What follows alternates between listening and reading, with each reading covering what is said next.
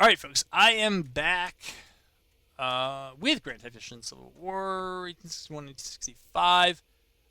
This is the battle that I used for a bunch of the how-to videos for folks who have just got the game, because there is something of a learning curve. I wanted to show them. I wanted to show at some point kind of how you do the flank overload in practice if you had never seen it. But this is just not a good map where we're kind of squared off on two opposite sides of the river. So I'm playing this one out. This is still part of the spring 61 CSA campaign, though we are into the summer of 1862. And yeah, we're just moving along here. So we had a pretty decisive numerical advantage at the beginning of this. I think it was close to 2-1. Maybe even a little bit higher. And, I mean, right now it's about 3-1 in terms of effectives who are left. So we got to finish this one up, and then we might be able to move on and get a more open field battle. But we'll see how this goes. Yeah, you need to move there, move there.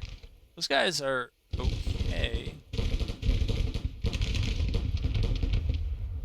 don't think you're in loose formation. There, now you are. Now you are. I'm wondering. Why don't we just bring these guys over here? And for the heck of it, where is... those guys? I want them attached and brought over here.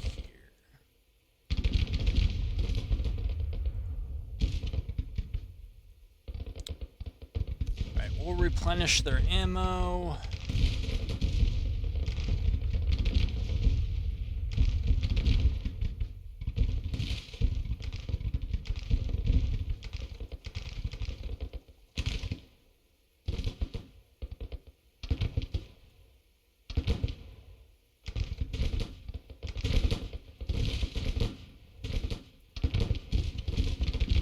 Who else needs to send up some skirmishers? Alright, send you up.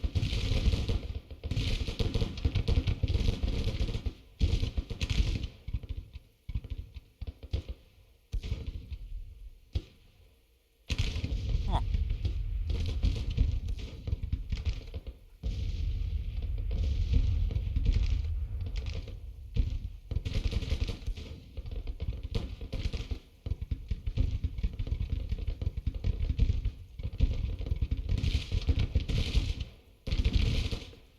All right.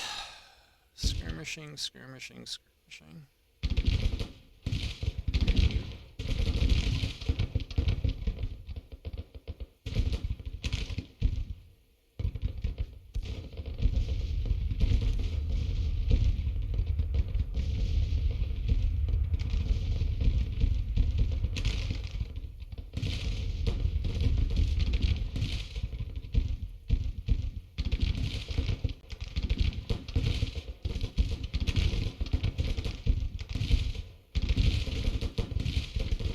Don't really want your artillery sitting that close to infantry.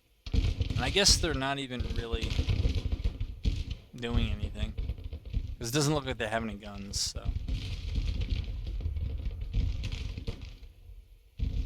If I can see where they drop their guns.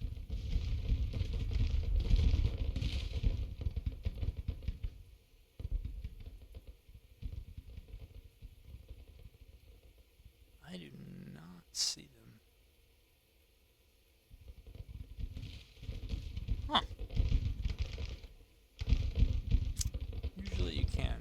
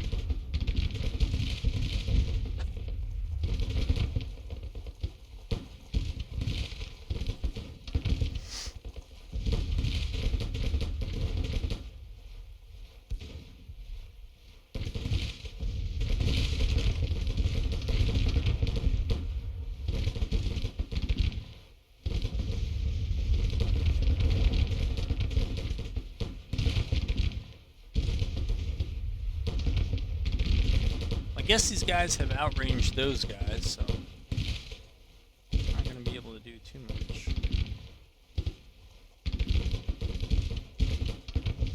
Alright. Where's my cav here?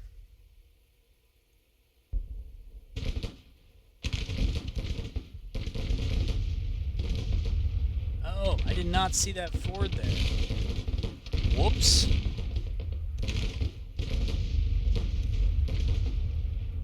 Yeah, we'll go that way.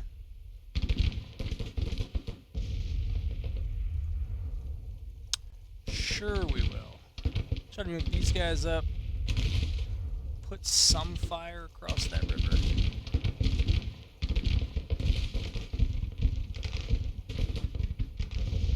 What do we get from here? Yeah, we still shoot him.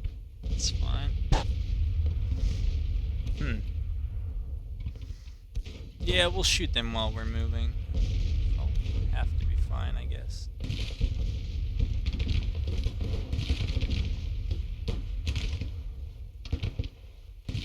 Alright, they're gonna go up and over there. Okay. Statham's gonna come over here.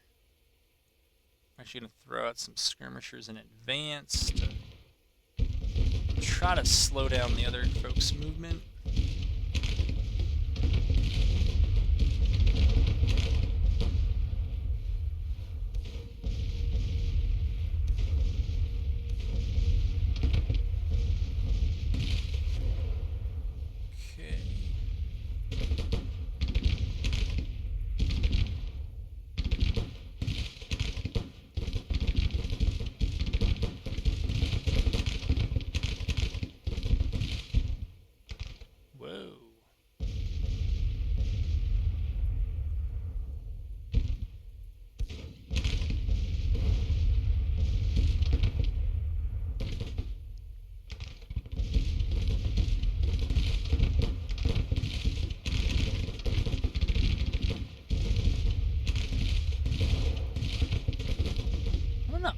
Oh, I guess this is the way I came in. I was gonna say, I don't remember taking that, but alright.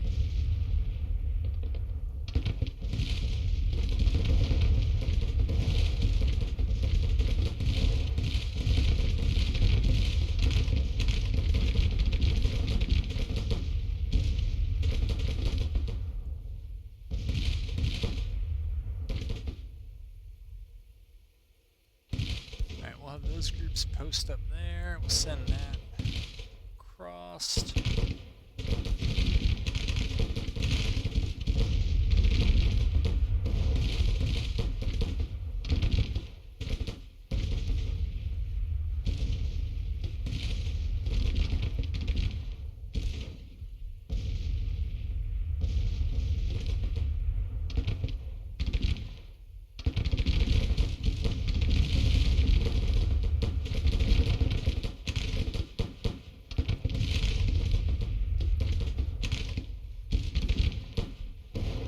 Doesn't seem to have taken any casualties down here. I think when I did this battle last time, I kind of had the opposite effect. Somehow the Union had broken and landed over here, and I think I sent some infantry through that ford, and they just got stuck down there and demolished. Let's see if we learn anything here. Not really. It's kind of continuing as it was. But this is a little bit of that flank overload.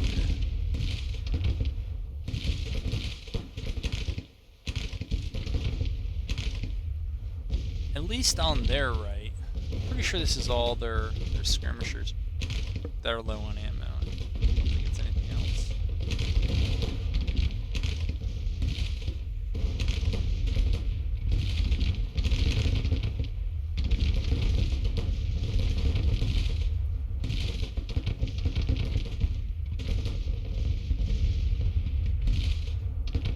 Pushing that right.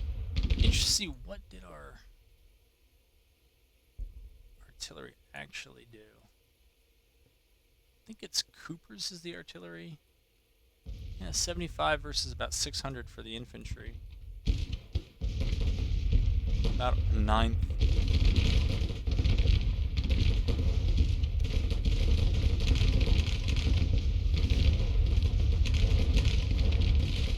Will they fire? Guess not.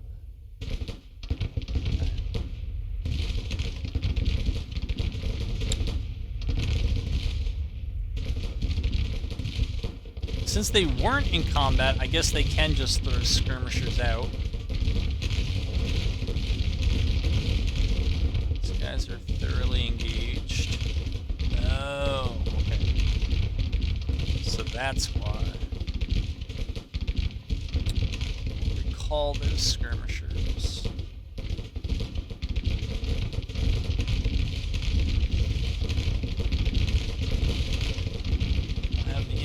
Go up this way. Cavalry is going where it is. But this is, I think, the kind of priority stuff I was talking about. That's why we're in a little bit of a traffic jam here.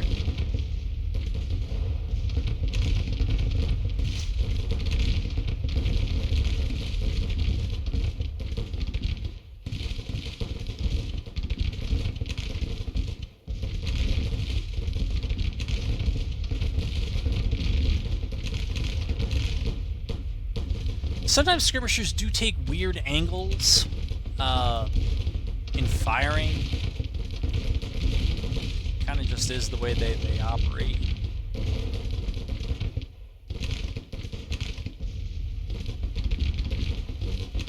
Alright, we got this push going on over here.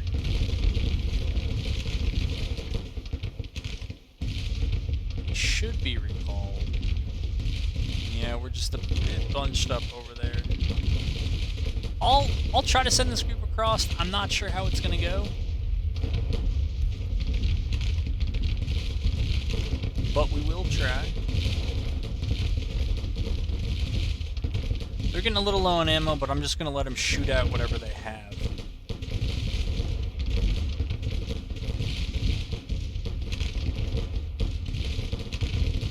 I don't know what's going on with that arrow blinking in and out, but it is really annoying.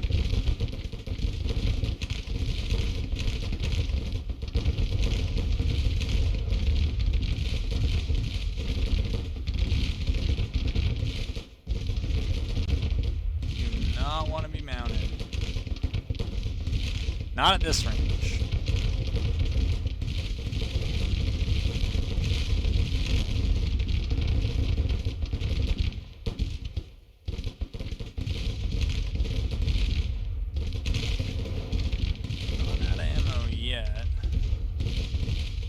Alright, those guns are all still ringing.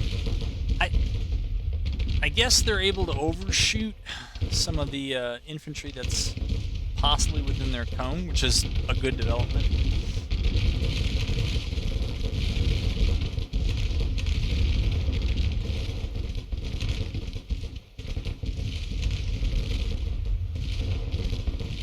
This guy's got whacked very hard. Yeah, our casualties are starting to mount here.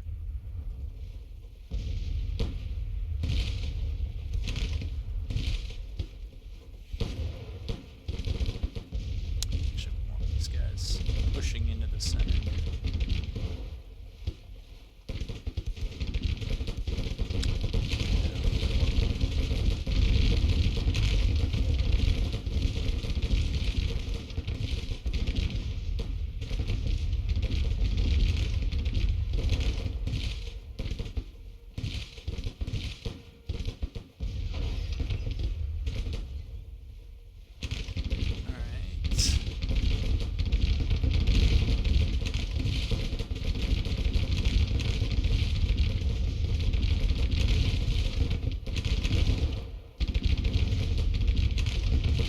What?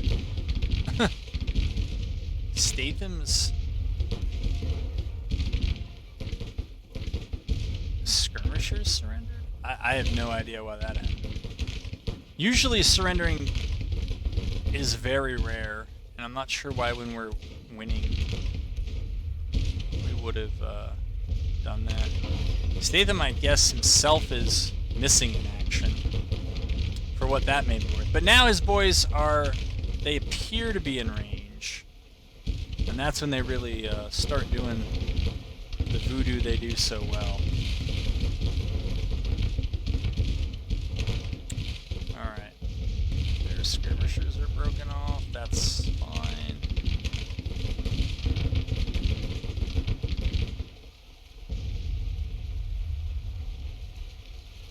Throw out a new set of... they may not be able to throw out a new set of skirmishers.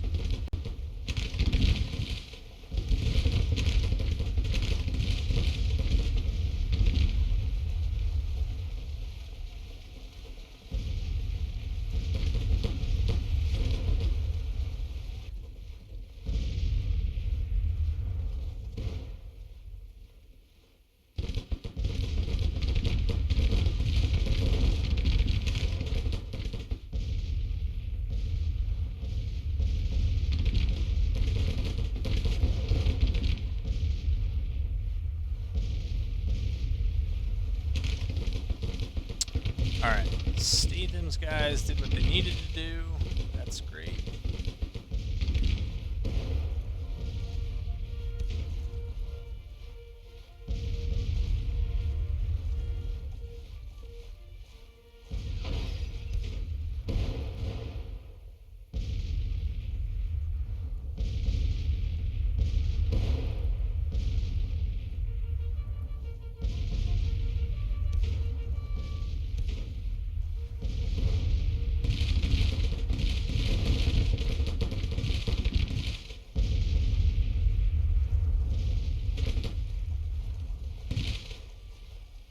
Seems to be quite slow. It seems to be getting stuck one on the other.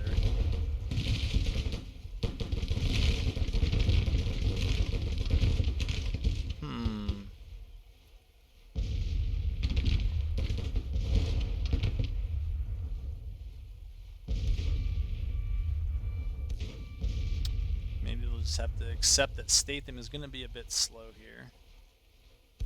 Alright, looks like we're forming a bit of a beachhead over there, so get them moving, and we'll move the guys that can move somewhat quickly.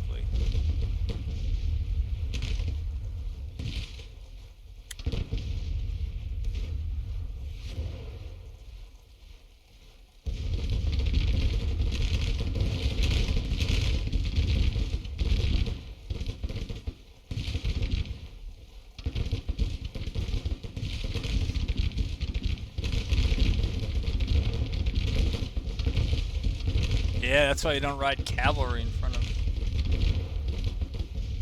firing lines.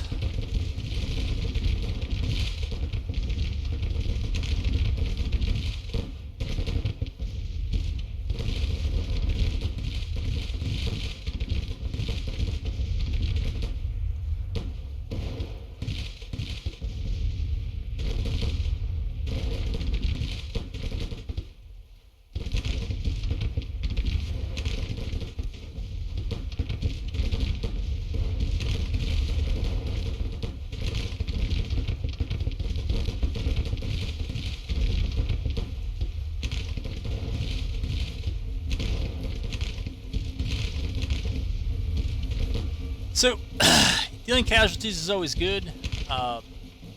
Probably, yeah, the enemy's retreating, so we might as well just press them. I think a big name of the game is just play. It is also about getting their morale to crack, and you know, casualties is one of the ways to do that. I think artillery fire is also something that just disconcerts whoever's getting hit by it. And that helps. But the flanking, the large amount of casualties in a short period of time, whether it be from small arms, artillery, a combination of those, possibly even melee, that's really the kind of how you get units to rout, and I'd be interested to see what their casualties are. I find that these kind of they're not really chain routes, but where the enemy will the AI decides to withdraw is probably after they've gone over 20% casualties and assuming that they're taking it much worse than you. I mean, here it was 27 to 4%. So in terms of relative casualties, they're not where they needed to be at all. In terms of absolute casualties, we've also done about a 3-to-1 advantage on them. So that's what I've observed tends to lead them to break. And I'm no expert on the game, and it tends to happen if you're doing relatively more casualties to them. It may also matter whether you're doing absolutely more. Presumably in this kind of firefight, Marmaduke's guys should win because they're just going to have a much higher rate of fire than the 1st Brigade. Unless the 1st Brigade got gifted some Henry rifles or something like that, they are outnumbered about 3-to-1, and I would bet we probably have a rate of fire that's probably 3 to 4 times as high. So those factors matter. If you're new to this, isn't supposed to be the first kind of campaign how-to, but you do capture weapons in battles. I'm not really sure what the factors are that determine how much you capture. In points like this where the enemy breaks, what I think we should do is try to get our cavalry mounted up. And, no, that's not going to work. What I'd like them to do is to take the cold steel order, mount up, and then I'd like to give them the cold steel order. Looks like it still needs to go through. But once it does, I'd like to try to get the cavalry to capture some of these infantry regiments. I think they're going to capture them.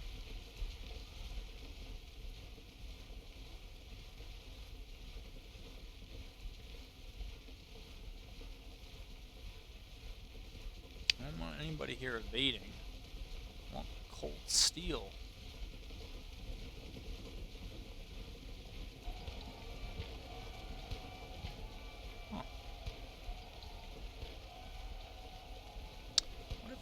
I can't even give them the just assault order. That was my other plan to try to capture more. Still not. In melee. Huh.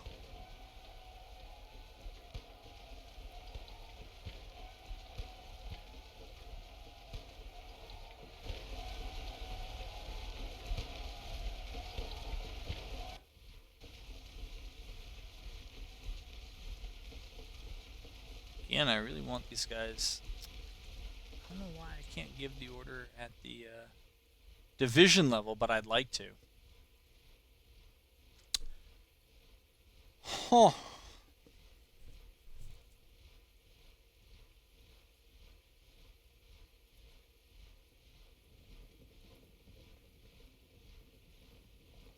May not find out this battle.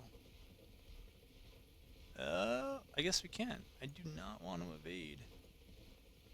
I guess I probably should have just put them in assault, given them assault orders. All right, so 800 for us, 32. That's 4-to-1 casualties. They had a pretty good defensive position, yeah, I mean they did. And a good part of that battle was me just doing the intro videos, or whatever they're called.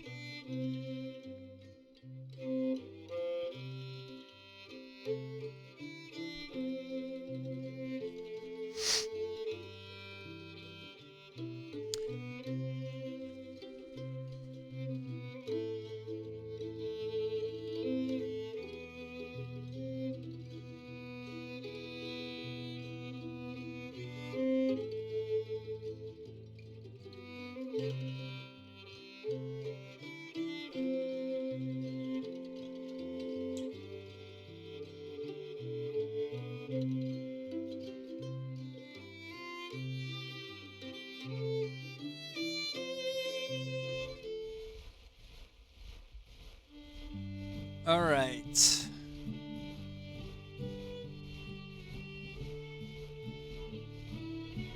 Huh. So I guess the minute they captured, they then lost. But we didn't capture any of theirs.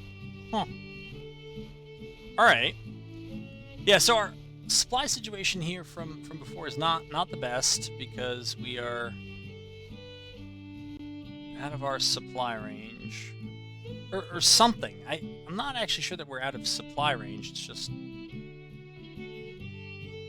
don't know. We're too far away from the supply base, which doesn't make a whole lot of sense. Considering Springfield is ours, and that's also should be supplying us.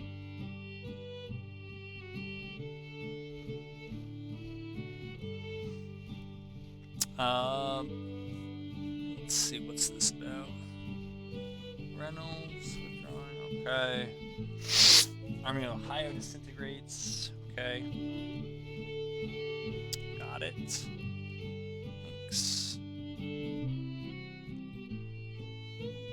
Well, I don't want to send McCullough in yet. I'll just wait and see what happens here with Johnston's guys.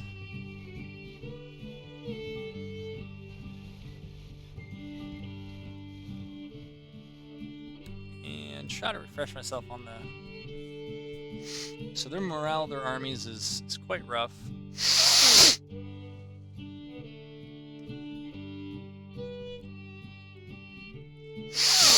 Alright.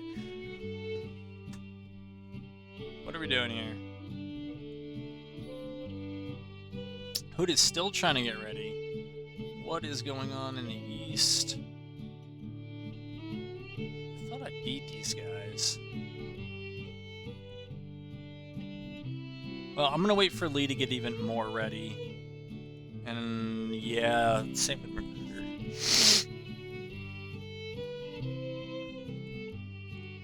Finances. They're okay.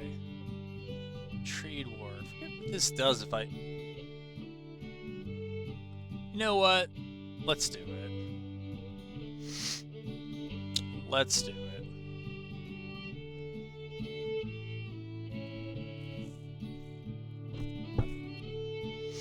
Loss of state support due to raiding, drafting, combat losses reduced, intelligence gathered. Combat losses reduced, intelligence gathering improved. Sure. Pretty sure we got money to spend. Our interest rate's under 7%. It's okay. You know, for a country that lacks recognition and is in a significant civil war, I'm okay with that. Alright.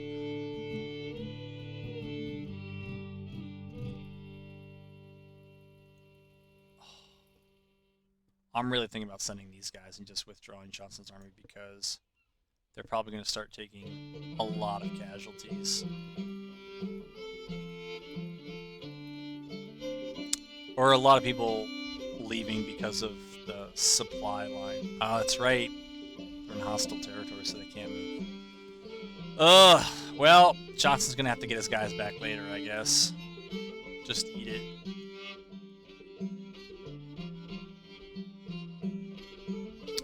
Alright.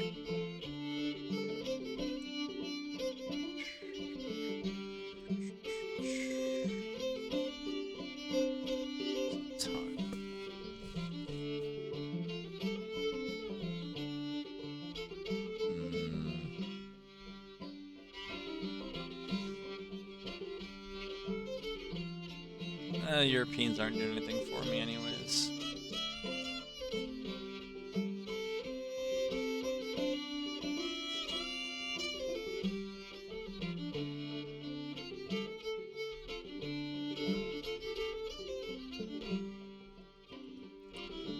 Alright, let's pause until something happens.